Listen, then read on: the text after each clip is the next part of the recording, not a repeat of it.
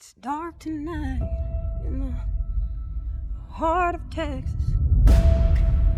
Jesus can't hear me out here.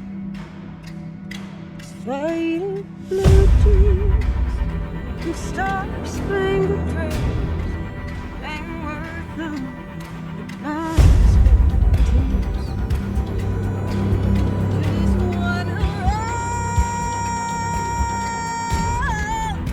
as far as I stand aside with my heart in my hand. Hi, my name is Gregory Kasunich. I am the director and co-writer of The Heart of Texas. The idea for The Heart of Texas started when I saw a landscaper in my neighborhood almost get hit by a car, and I started wondering if he was an immigrant or an undocumented worker, what kind of rights would he have? Would he want to go to the police? Could he go to the police? Would he be able to get health care? And I started thinking about who has the right to pursue the American dream. And that started this idea of two people pursuing their own dream. One, a singer-songwriter who's working at a diner, another man who is trying to provide for his family, working at the same diner, and their dreams sort of collide.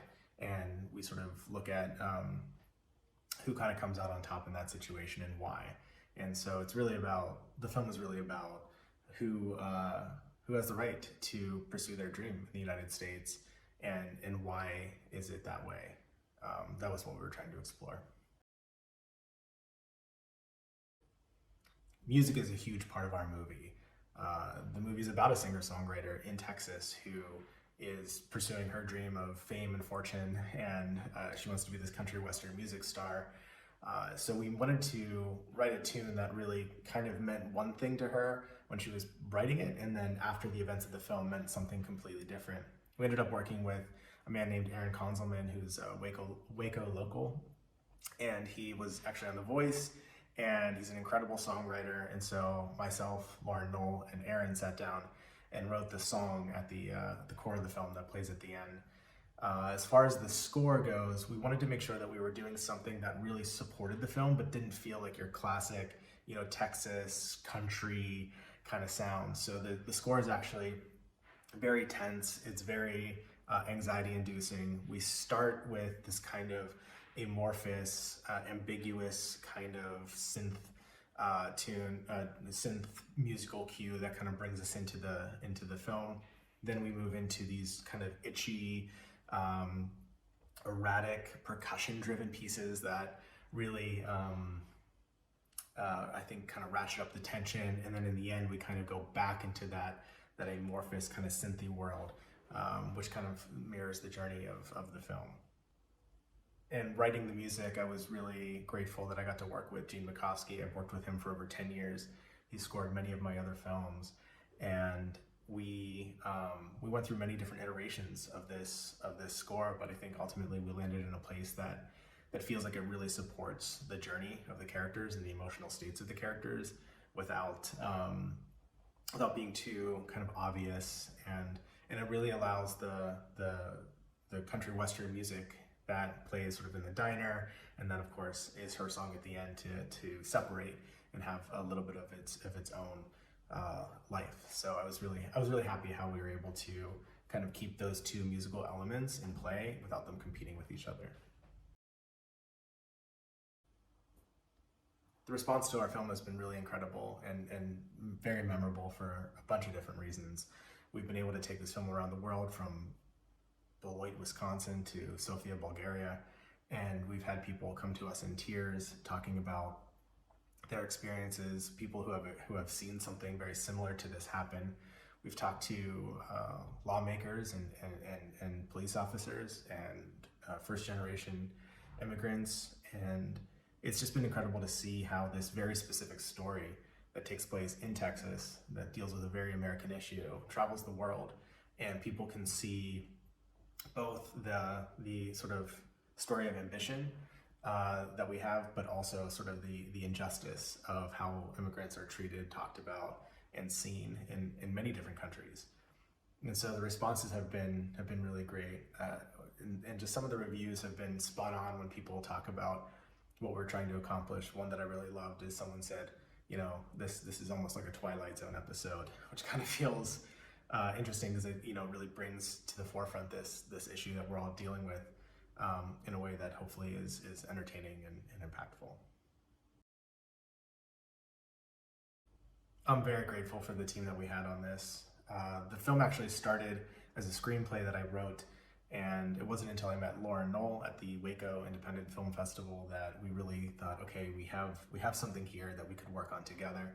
Took the script out, tore it apart, rebuilt it from the ground up, and she really was an integral part in bringing this whole thing together. She's a phenomenal actress, writer, and director herself. She has a film called Honor, which is what I saw, that brought me to, you know, over to her at the film festival, and we started talking, and you know, and that just started a collaboration that gained momentum. We brought on director of photography Brent Johnson, who's a phenomenal DP, very smart about how he stages the camera, where it blocks the camera, how he thinks about just the tonality and the emotionality of the scenes.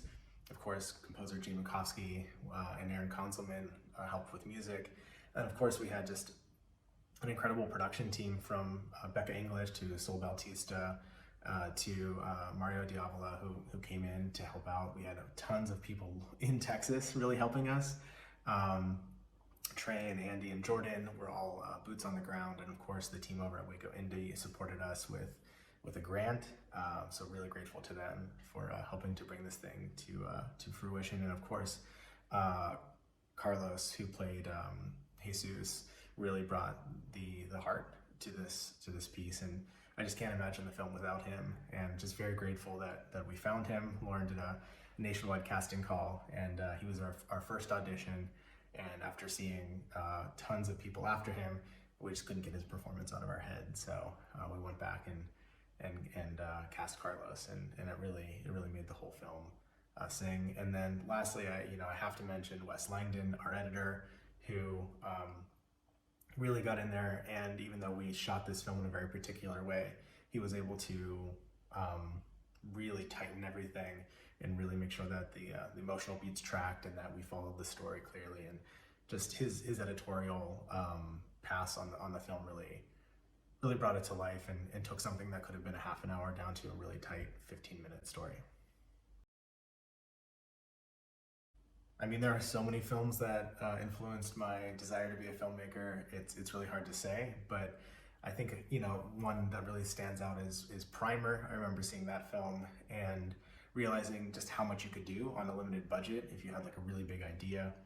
I've always loved sci-fi, so seeing Back to the Future as a kid and just the wonder and awe of that and you know, Indiana Jones and all those Spielberg films were a huge influence on me.